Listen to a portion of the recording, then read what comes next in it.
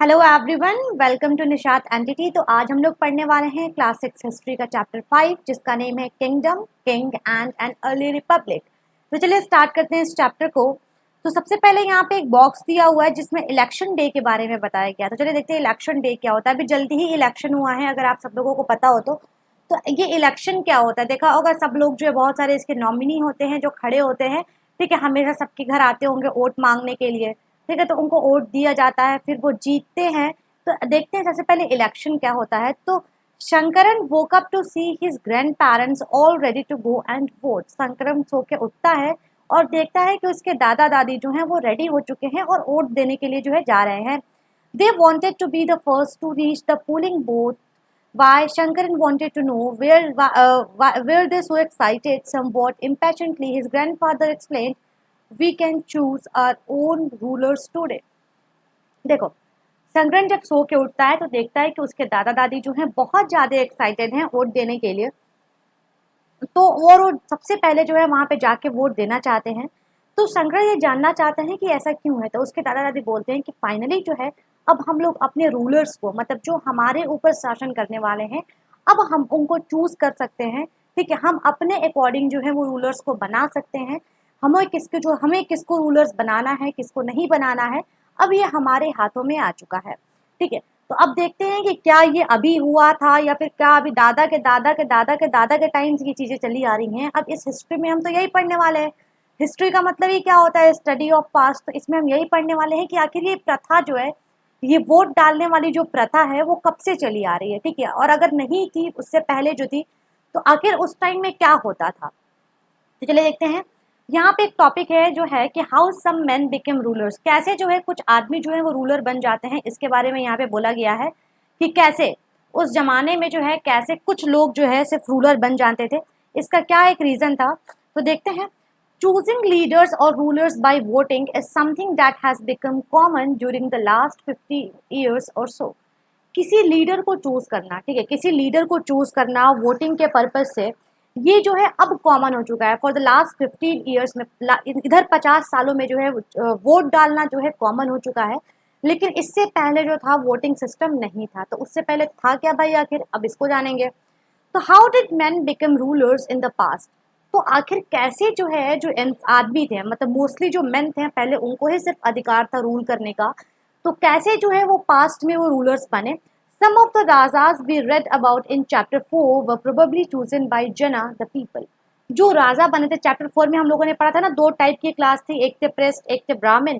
तो जो हम लोगों ने जना पढ़ा था, जना, जना का मतलब लोग, तो वो क्या करते थे, वो अपने राजाज को चूज करते थे, ठीक है। तो हम लोगों ने यही पढ़ा था चैप्टर 4 में।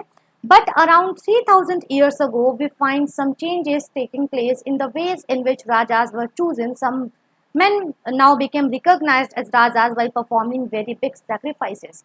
लेकिन अब 3000 सालों से, ठीक है, आने वाले मतलब जो अभी पिछला 3000 साल गया है, इन पिछले 3000 सालों में जो है कुछ चेंजेज हुए हैं, ठीक है। पहले राजा जो है जो पावरफुल दिखता था वो हो जाता था, ठीक है, यार on the basis of hereditary, मतलब कि उसके पापा हैं तो अब उनके बेटे जो है वो राजा होंगे, ऐसे होता था।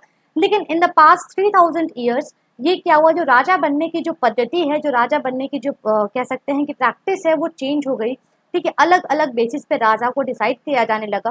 तो चलिए आगे देखते हैं कि आखिर क्या क्या ऐसे जो है प्रैक्टिसेस थे, ठीक है, क्या क्या ऐसे जो है तरीके थे जिससे जो है राजा बनते थे। तो आगे देखते हैं। सबसे पहला है कि हॉर्स सैक्रिफाइस। अश्वमेध का नाम सुना होगा आप लोगों ने। आप लोगों ने क्लास 5 या 6 में एक स्टोरी भी पढ़ी होगी, मुझे याद नहीं आ रहा है कि क्लास 4 में शायद थी, वो लव कुश वाली स्टोरी। जब वो राजा आता है, अश्वमेध का जो राजा आता है, सॉरी राजा नहीं, घोड़ा आता है, तो वो लोग उनको बांध के रख लेते हैं। कई बार उनको लोग बोलने आते हैं कि आप इन घोड़े को छोड़ दीजिए, इन घोड़े को छोड़ दीजिए, ये यज्ञ का घोड़ा है, अदरवाइज आपको युद्ध लड़ना पड़ेगा।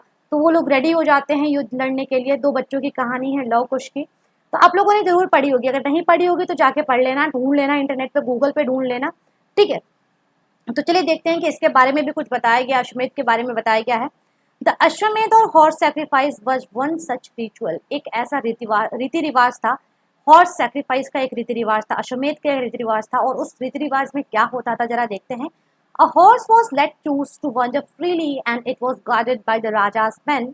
If the horse wandered into the kingdoms of other Rajas and they stopped it, they had to fight. If they allowed the horse to pass, It meant that they accepted the rajas who wanted to perform the sacrifice was stronger than them.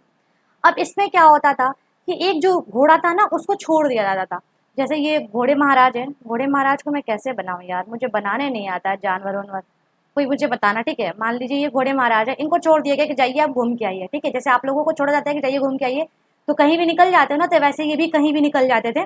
तो ये जहाँ जहाँ, और इसके साथ जो है राजा के एक सैनिक, राजा के एक सैनिक जो है इनके साथ जाते थे, हाथ में तलवार लिए, जो है तलवार कैसे बनती है, चलो ठीक है, हाथ में तलवार लिए वो इस घोड़े के साथ जाते थे।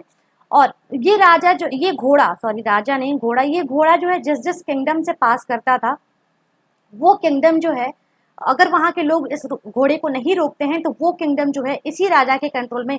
ये हमारे राजा जी हैं, ठीक है, राजा, ये उस टाइम के राजा हैं जो क्राउन प्रिंस है, ये उस टाइम क्राउन प्रिंस हैं। तो इन्होंने बोला इसको कि जाइए, मैंने घोड़े को जो है भेज दिया, अश्वमेध के घोड़े को भेज दिया है, और ये जिस जिस किंगडम से जाएगा, जिन जिन राज्यों से ये घोड़ा निकल के जाएगा, ये सारे राज्य जो होंगे वो उनके हो जाएंगे। ठीक है, वो आराम से जो भी वहाँ के रूलर जो है वो रह रहे हैं यहाँ पे, वो क्या हो जाएंगे, आसानी से जो है मान लेंगे कि ये जो राजा हैं ये महान है, ये बड़े हैं, ये पावरफुल राजा हैं, ये आसानी से मांग लेंगे।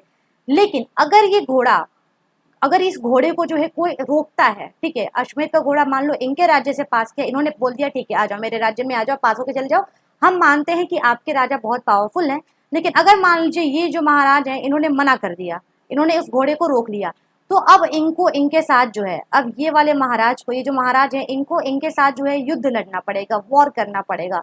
ठीक है, युद्ध लड़ना पड़ेगा, क्योंकि इन्होंने जो है अश्वमेध के राजा को रोकने, सॉरी राजा को नहीं, घोड़े, बार बार मैं राजा घोड़े कंफ्यूज आ रही हूँ, अश्वमेध के घोड़े को जो है रोकने की कोशिश की है इन्होंने, तो इनको क्या करना पड़ेगा, युद्ध लड़ना पड़ेगा। आई बात समझ में? तो ये होता था, एक रिचुअल होता था। ठीक है, अब देखते हैं, these rajas were then invited to sacrifice, which was performed by the specially trained priests who were rewarded with the gifts. The rajas who organized the sacrifice was recognized as a very powerful, and all those who came brought gifts for him. अब देखिए, इन्होंने accept तो कर लिया कि ठीक है, इन्होंने एक्सेप्ट कर लिया, इनके राज्य से पास किया था ना, तो इन्होंने एक्सेप्ट कर लिया कि ठीक है अब से आप ही हमारे राजा हैं, इनको मिटा देते हैं, इनका कोई काम नहीं है।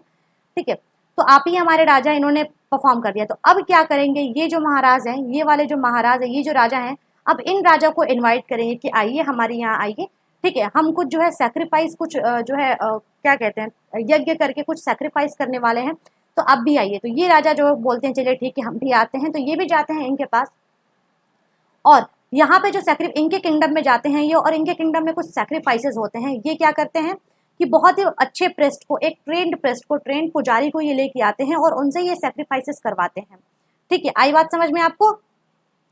तो ये जो सेक्रीफाइस कराते हैं, और उसके बाद से वहाँ पे लोग भी आए रहते हैं, तो लोग उनके लिए, ये जो राजा हैं, ये जो मेन राजा हैं, इनके लिए बहुत ढेर सारी जो है गिफ्ट लाए थे हैं। आई बात आप लोगों को समझ में? इतना क्लियर है? आगे देखते हैं। The Raja was a central figure in this ritual. He often had a special seat, a throne, or a tiger skin. His charioteer, who was his companion in the battlefield and witnessed his exploits, chanted tales of his glory. अब देखिए क्या होता है कि जो लोग आते हैं, ठीक है, लोग गिफ्ट लेके आते हैं, और राजा जो होते हैं वहाँ के सेंट्रल फिगर होते हैं, समझ लो एक एम्बेसडर होते हैं। कहीं पे कोई आता है ना, कोई मान लो कि कहीं पे कोई बहुत सेलिब्रिटी आते हैं तो पूरी भीड़ लग जाती है, वैसे उस टाइम के राजा हुआ करते थे। ठीक है, और उनका एक स्पेशल शीट भी होता है जो टाइगर के स्किन से बना होता है। और यहाँ पे एक बात की गई, हिज चैरियटर, मतलब कि जो उनका रथ चलाता है ना, मैंने बताया था ना कि घोड़े होते हैं 2 और उनसे जो है रथ बंधा होता है। ठीक है, ये जो रथ है ये बंधा हो रहता है, रथ चलाता है, जो रथ चलाता है वो जो होता है वो उनका एक्चुअल में साथी होता है, क्योंकि जब युद्ध होता है तो राजा किससे किससे लड़ते हैं, कौन कौन सी बहादुरी दिखाते हैं, तो ये जो होता है, जो उनका चैरियटर होता है, वो सबको जो है राजा की बहादुरी जो है बयान करता है, सबके सामने जो है बताता है। ठीक है, his relatives specially his wives and son had to perform a variety of binder rituals. कुछ छोटे छोटे रिचुअल्स जो होते हैं वो राजा के बच्चों या फिर राजा की वाइफ को परफॉर्म करने होते हैं। The other rajas were simply spectators who had to sit and watch the performance of the sacrifices. जो दूसरे राजा होते हैं उनको सिंपली जो है वहाँ पे बैठना होता है। स्पेक्टेटर्स का काम मतलब कि समझ लो एक ऑडियंस होते हैं वो लोग, ठीक है, जो बैठे रहते हैं वहाँ पे, और जितने भी सैक्रिफाइसेस होते हैं, जितने भी बलिदान होते हैं उसको परफॉर्म करते हैं। Priests perform the rituals including the sprinkling of sacred water on the king. The ordinary people, the Vish or Vaishya, also brought gifts. However, some people, such as those who were regarded as Shudras by the priest, were excluded from many rituals. अब क्या होता है कि जो priest होते हैं, जो भी पुजारी होते हैं, वो राजा पे जो सैक्रेड वाटर होता है कॉल्ड गंगा जल, ठीक है, ये इन पे छिड़कते हैं।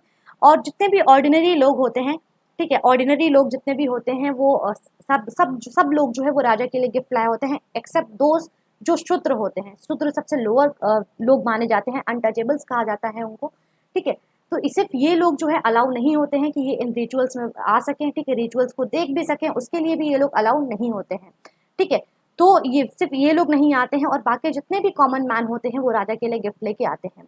अब आगे देखते हैं वर्णास। वर्णास के बारे में जानते हैं, वर्णास क्या है, ठीक है। मैंने बताया ना शूद्र, तो आप लोगों के दिमाग में एक क्वेश्चन आया हुआ कि शूद्र क्या होता है, ठीक है। और यहाँ पे एक और आया हुआ है पॉइंट, वैश्य। तो ये क्या होता है इसके बारे में, तो ये जो है वर्णास के पार्ट हैं, ठीक है, अलग अलग कैटेगरी में डिवाइड किया गया है लोगों को। तो देखते हैं वर्णास क्या है। Sorry, we have many books that were composed in north India. हमारे पास बहुत सारे बुक हैं जो नॉर्थ इंडिया में कंपोज किए गए हैं, especially in the areas run by the Ganga and the Yamuna. During this period, these books are often called Letter Vedic because they were composed after the Rig Ved about which you learned in chapter 4. अब देखिए, बोला गया कि बहुत सारी books जो हैं वो नॉर्थ इंडिया में कंपोज की गई हैं, नॉर्थ इंडिया में बनाई गई हैं, ठीक है। और यहाँ पे जो रिवर गंगा और यमुना थी, यहाँ पे जो रिवर गंगा और यमुना नॉर्थ इंडिया में ही है, तो इसकी वजह से यहाँ पे समझ सकते हैं हम लोग कि पॉपुलेशन ज़्यादा होगा, यहाँ पे रिसोर्सेज अच्छे खासे हैं, तो यहाँ पे ज़्यादा लोग रहा करते थे, ठीक है, पॉपुलेशन काफ़ी ज़्यादा था। और इन बुक्स को जो है लेटर वैदिक भी कहा गया है, ठीक है, क्योंकि ये जो है ऋग्वेद के बाद बना था। ऋग्वेद के बाद इन बुक्स को लिखे गए थे, क्योंकि मैंने बताया था आपको कि ऋग्वेद जो है वो सबसे पुराना वेद है, सबसे ओल्डेस्ट वेद माना जाता है। These includes the Samaveda, Yajurveda and Atharvaveda. Later Vedic किसको बोला जाता है, सामवेद को, यजुर्वेद को और अथर्ववेद को, क्योंकि इसको ऋग्वेद के बाद कंपोज किया गया है, ठीक है। सबसे पुराना जो बुक है वो क्या है, ऋग्वेद। ऋग्वेद के बाद लेटर वैदिक बुक्स आती हैं 3, जिसमें आता है सामवेद, यजुर्वेद और अथर्ववेद। और भी बहुत सारी बुक्स आती हैं जो इस टाइम पे लिखी गई थी। आगे देखते हैं, these were compose by the priest. इसको किसने कंपोज किया था, तो प्रिस्ट मतलब पुजारियों ने, संतों ने वो कंपोज किया था। And describes how rituals were to be performed. They also contains rule about the society. और इसमें डिस्क्राइब किया गया था कि कैसे कोई भी रिचुअल्स को, कैसे किसी भी रीति रिवाज को परफॉर्म किया जाना चाहिए, उसके साथ साथ सोसाइटी में कैसे रूल्स रेगुलेशंस होते हैं, इसमें ये भी जो है चीज़ें इन बुक्स में लिखी गई थी। आगे देखते हैं, तो there were several different groups in the society at this time, priest and warriors, farmers, herders, traders, craft persons, labourers, fishing folk and forest people. अब देखिए, अब यहाँ पे सोसाइटी की बात आती है, तो यहाँ पे सोसाइटी में बहुत सारे लोग थे। ऑब्वियस सी बात है कि आज के टाइम में भी सोसाइटी में अलग अलग तरीके के लोग हैं, कोई डॉक्टर है, कोई इंजीनियर है, कोई कारपेंटर है, कोई गोल्ड स्मिथ है, कोई कॉबलर है, बहुत सारे लोग हैं, अभी भी सोसाइटी में बहुत सारे लोग हैं। तो देखते हैं उस टाइम में क्या इनका सोसाइटल व्यू था, क्या था, कैसे था, देखते हैं जरा सा। तो some priests and warriors were rich, as were some farmers and traders, other including many herders, craft persons, labor, fishing folks and hunter-gatherers were poor. कुछ जो प्रेस्ट थे, ठीक है, कुछ प्रेस्ट, पुजारी, संत और कुछ योद्धा जो थे वो बहुत ही ज़्यादा रिच थे। और कुछ जो है अलग अलग, जैसे कि हर्डर्स हो गए, क्राफ्ट पर्सन हो गए, लेबर्स हो गए, फिशिंग फोक्स हो गए, हंटर गैदरर्स हो गए, ये लोग जो थे बहुत गरीब थे। तो इसीलिए इनको 4 तरीके में डिवाइड किया गया। जो पुजारी लोग थे, प्रेस्ट जो थे, उन्होंने जो है 4 तरीके से इसको वो डिवाइड किया था। वो 4 तरीके कौन कौन से हैं, जरा सा ये जान लेते हैं। 4 तरीकों में इन लोगों को डिवाइड किया गया था। एक मिनट, सॉरी, इनको 4 तरीके में डिवाइड किया गया था। और ये 4 तरीका कौन कौन सा है, देखिए, सबसे पहले जो आते हैं वो आते हैं ब्राह्मण। देखिए यहाँ पे ब्राह्मण का लिखा भी हुआ है। द फर्स्ट वर्ण वॉज डेट ऑफ ब्राह्मण। सबसे पहले जो आते थे वो आते थे Brahmin. Brahmin were expected to study and the Vedas, perform sacrifices and receive gifts. Brahmin क्या करते थे कि वो वेदास को पढ़ते थे, टीच करते थे, ठीक है, लोगों को सिखाते, स्टूडेंट्स जो थे उनको सिखाते थे, एज वेल एज उसके साथ जो है बैटल्स लड़ते, उसके साथ जो है वो सैक्रिफाइसेस करते थे, बलिदान करते थे, और उनको गिफ्ट्स भी मिलते थे, ठीक है। और दूसरे लोग आते हैं, वो होते हैं रूलर्स, यानी दूसरे रूलर्स होते हैं, वो क्या होते हैं, क्षत्रिय। जो क्षत्रिय थे वो क्या करते थे, वो बैटल्स लड़ते थे, युद्ध लड़ते थे, और उसके साथ साथ वो लोगों की सुरक्षा भी करते थे। जो तीसरे आते हैं वो हैं वैश्य। और वैश्य क्या करते थे, ये जो है नॉर्मली फार्मर्स होते थे, ट्रेडर्स होते थे, ये भी रिच होते थे, लेकिन ये क्षत्रिय और वैश्य की तरह जो है कोई भी सैक्रिफाइस परफॉर्म नहीं करते थे। इसके बाद चौथे नंबर पे आते हैं हमारे लास्ट, और सबसे चौथे नंबर पे आते हैं वो होते हैं शूद्र। शूद्र जो है इन तीनों लोगों से बहुत ही नीचे होते हैं। ना तो इनको किसी रिचुअल में वो लिया जाता था, ना तो इनको किसी रिचुअल में बुलाया जाता था, ना तो कुछ किया जाता। सबसे समझा जाता है कि सोसाइटी के सबसे नीचे वाले पार्ट कहलाते थे। देखते हैं, last there were the Shudras who had often to the other three groups and could not perform any rituals. Often women were also group with the Shudras. Both women and Shudras were not allowed to study the Vedas. अब womens को भी जो है शूद्रास के उसमें रखा, category में रखा जाता था, और वुमेन और शूद्रास दोनों को जो है वेद पढ़ने के लिए अलाउ नहीं किया जाता था। ठीक है, सोचिए, मैंने बताया अपनी सोसाइटी में क्या, उस टाइम के सोसाइटी के 4 ग्रुप्स। पहला था ब्राह्मण, क्षत्रिय, वैश्य, शूद्र। ब्राह्मण लोग तो जो थे वो क्या करते थे, वो हाइम्स पढ़ते थे। ठीक है, और क्या करते थे, वो बच्चों को पढ़ाते थे, उनको गिफ्ट्स मिलते थे, वो सैक्रिफाइसेस करते थे। क्षत्रिय क्या करते थे, बैटल लड़ते थे, उसके साथ साथ वो लोगों को प्रोटेक्ट करते थे। वैश्य जो थे वो नॉर्मली एक ट्रेडर्स थे, फार्मर्स थे। ठीक है, और शूद्रा जो थे वो सबसे नीचे वाले सोसाइटी, जो हमें साफ सफाई के कामों में लगे, सबसे नीचे सोसाइटी के जो लोग थे वो शूद्र की कैटेगरी में आते हैं। शूद्राज में जो है वुमेन्स को भी माना जाता था, और उनको जो है वेदास पढ़ने की कोई भी वो नहीं थी, परमिशन नहीं थी। उसके साथ साथ इनको किसी भी अच्छे रिचुअल में भी अलाउ नहीं था वहाँ पे आना।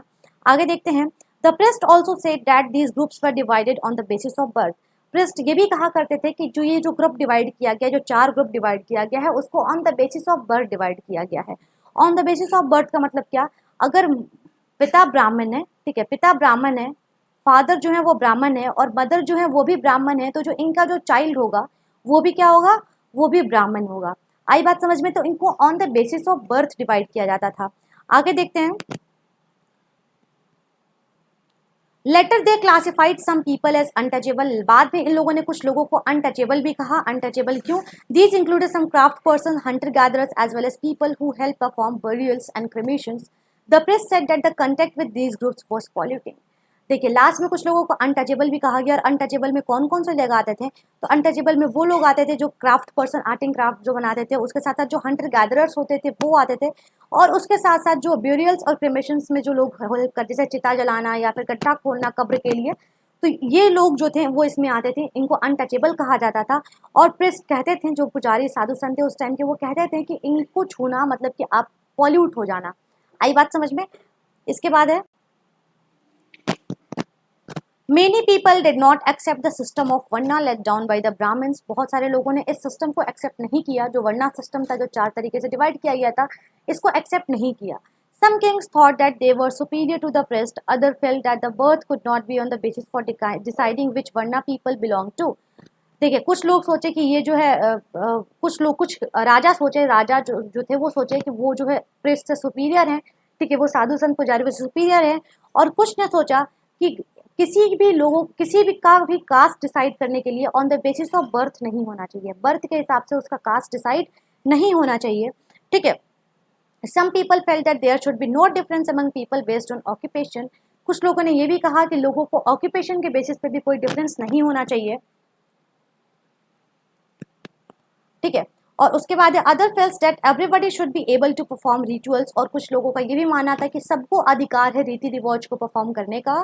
ठीक है, and others condemn the practice of untouchability. Also there were many areas in the subcontinent such as north east where social and economic differences were not very sharp and where the influence of the priest was limited।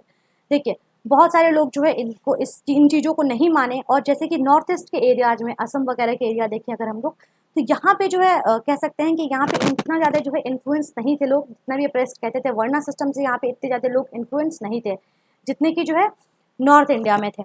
आगे देखते हैं, जनपदास को जरा देख लेते हैं, जनपदास क्या क्या है। The Rajas who performed these big sacrifices were now recognized as being the Rajas of Janpadas rather than Janas। अब क्या हुआ, जो राजा जो हैं, जब वो लोग ने इतनी बड़ी बड़ी सेक्रीफाइसेस करने स्टार्ट की गई, तो उनको जनपद के राजा कहा जाने लगा। ठीक है, the word janapada literally means the land where the jana sets on its foot. Janapada का मतलब क्या होता है कि जहाँ पे जना मतलब लोग, मैंने बता दिया।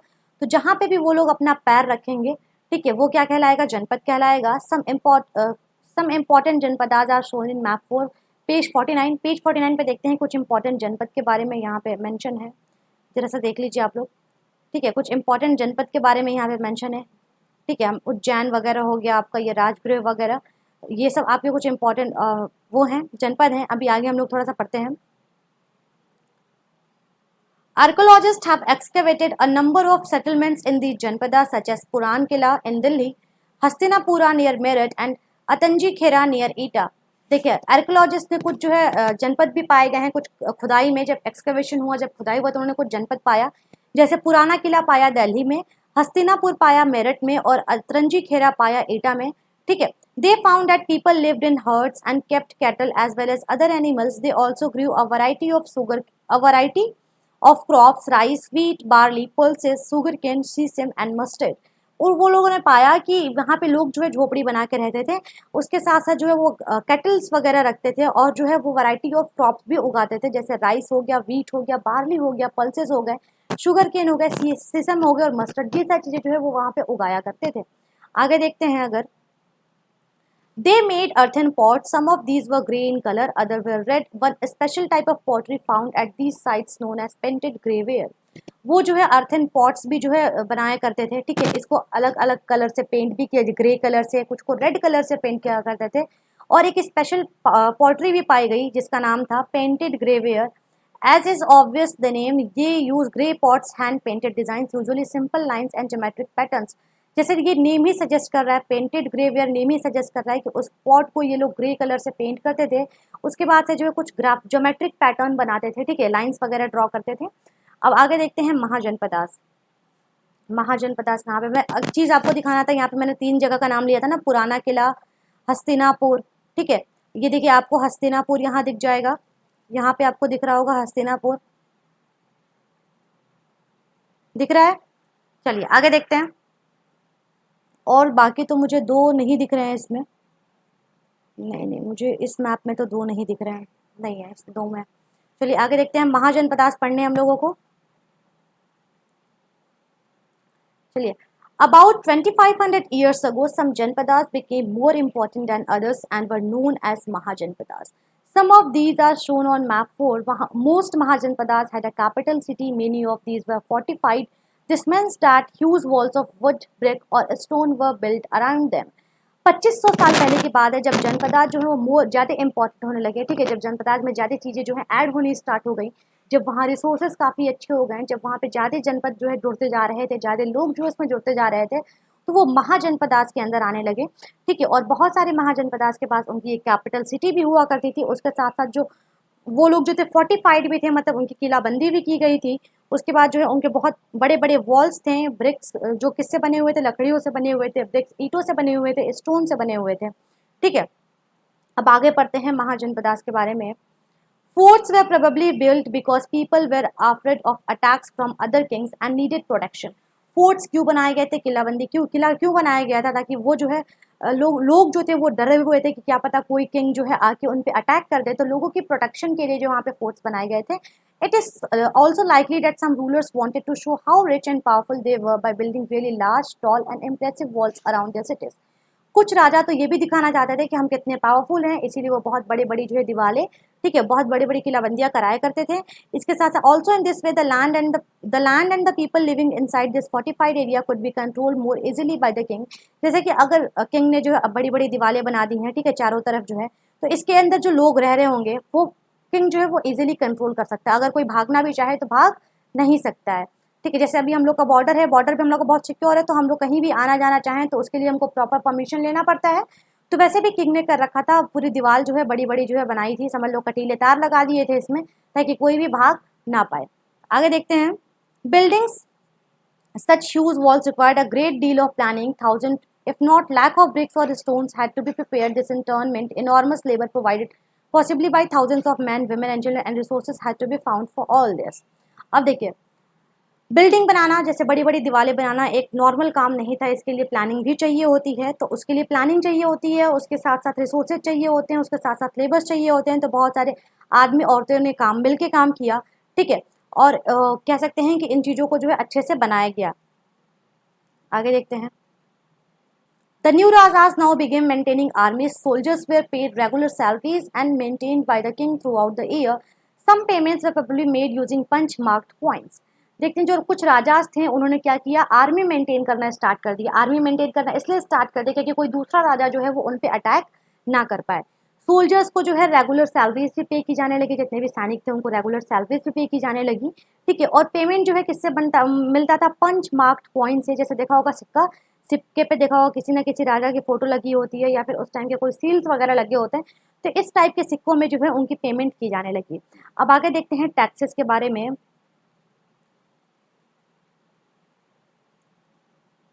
As the rulers of Mahajanpadas were building huge forts, maintaining big armies, they needed more resources. Obvious सी बात है कि जब महाजनपदास के जो भी रूलर्स हैं वो अगर जो है बड़े बड़े फोर्ट्स जो है बना रहे हैं और बड़ी बड़ी आर्मी जो है वो रख रहे हैं, तो उसके लिए कुछ ना कुछ पैसा तो चाहिए ही।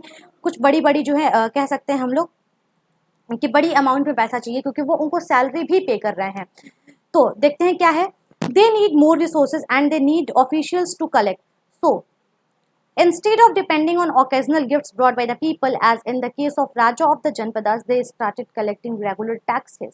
अब इन्होंने क्या करने लगा, अब इनको लगा कि जब देखो भैया अब हमको बड़ी बड़ी आर्मीज को बना रखना है, अब हमको बिल्डिंग्स बनानी है, तो इसके लिए हमको क्या चाहिए, पैसा चाहिए, ठीक है। और उसके लिए हमको कुछ लोगों को भी रखना पड़ेगा ताकि वो ये काम कर सके।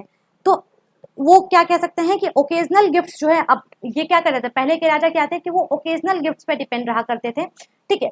मतलब कि जब लोग गिफ्ट ला करते थे तो उस पर राजा डिपेंड रहा करते थे, लेकिन अब ये चीजें क्या हो गई, धीरे धीरे खत्म होने स्टार्ट हो गई, क्योंकि अब राजा जो है वो टैक्स लेना स्टार्ट कर दिए हैं, ठीक है।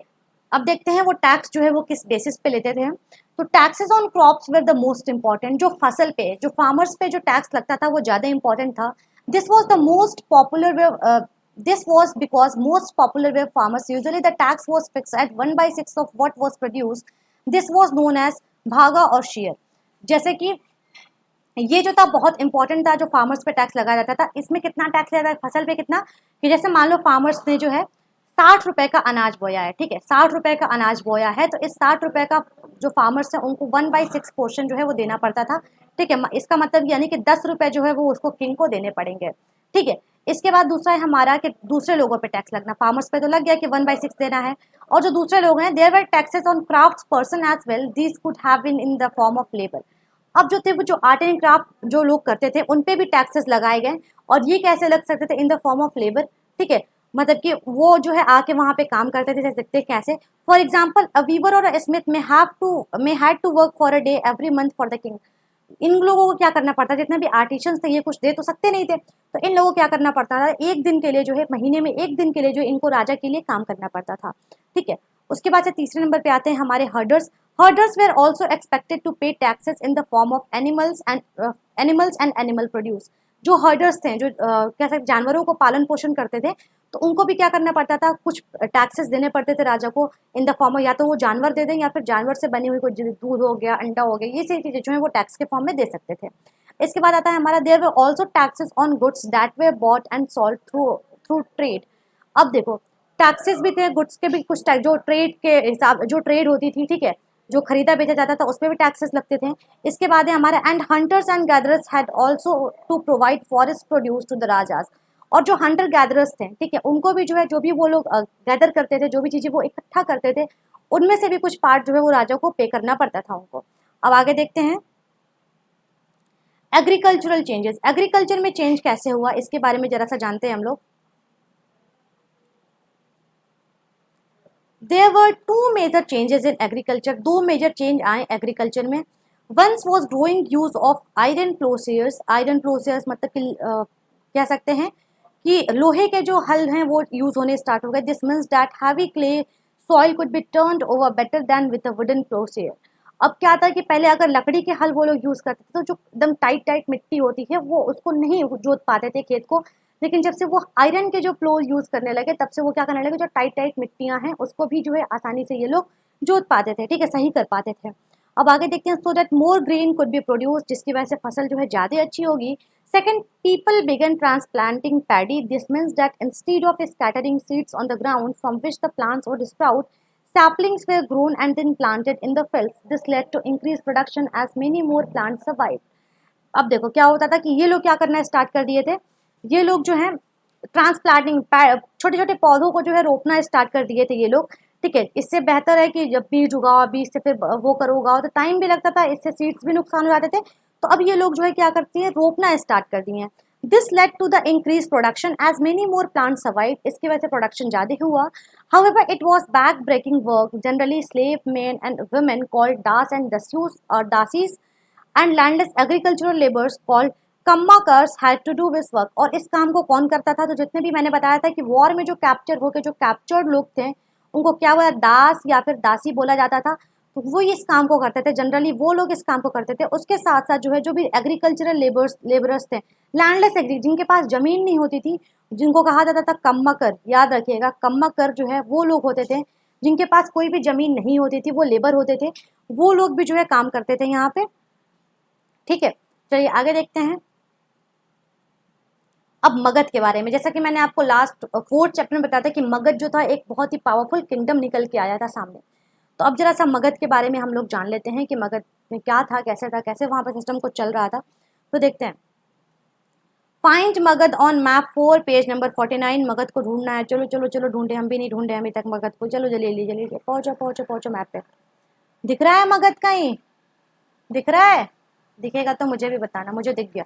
चलो, मुझे मगध यहाँ दिखा. ठीक है, तुम लोग को भी दिखेगा तो मुझे बताना. मुझे तो मगध दिख गया. चलो हटा देते हैं, तुम लोग चीटिंग कर लोगे.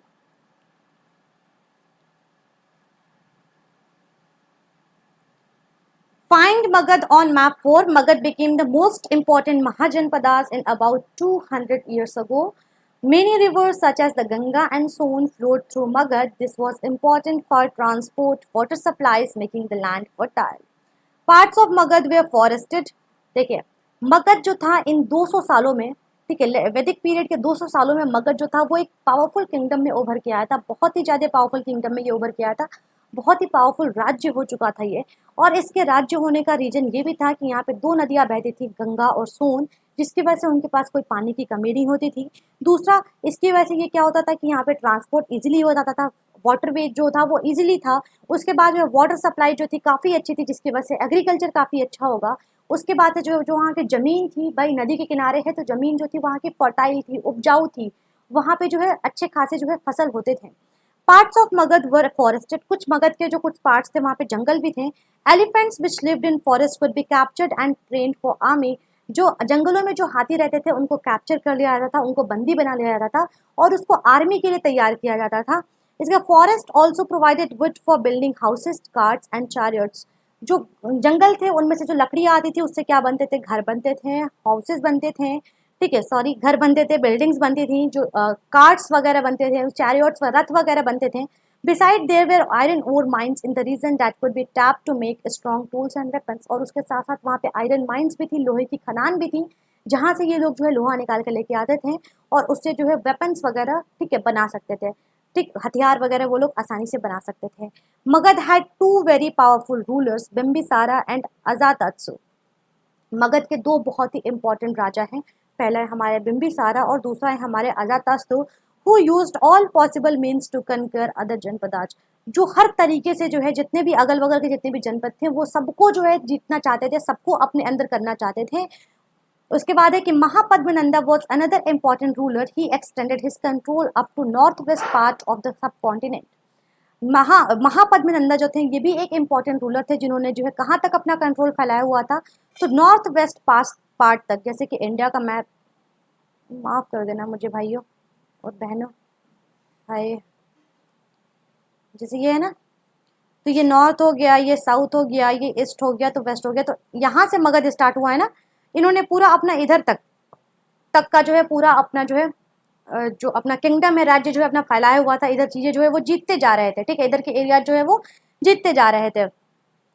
राजगृह जो अभी राजगीर है प्रेजेंट में बिहार में, ये मगध का जो है कैपिटल रहा है बहुत सालों तक. इसके बाद देखते हैं, इसके बाद से इसको पाटलिपुत्र जो अभी प्रेजेंट पटना में है, यहाँ पे मगध का कैपिटल जो है शिफ्ट कर दिया गया था. आगे देखते हैं. More than 2300 years ago a ruler named Alexander who lived in Macedonia in Europe.